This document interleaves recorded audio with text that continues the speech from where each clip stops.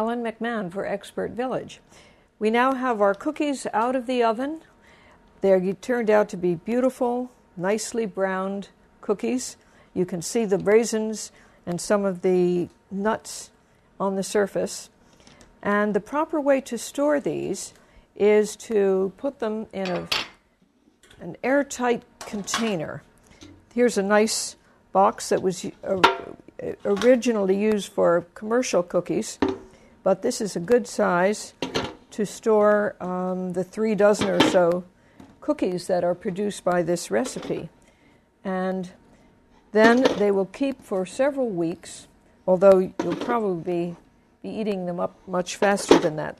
They also store very nicely, and sometimes if you're giving them away or sending some for folks who are going on a trip, if your family has been visiting and they're going back, you can use the empty containers and the cookies fit in very nicely and store very well. So that's another way to transport cookies so that they keep their shape nicely. Sometimes I line the oatmeal container with some wax paper to help them make the journey without rattling around too much.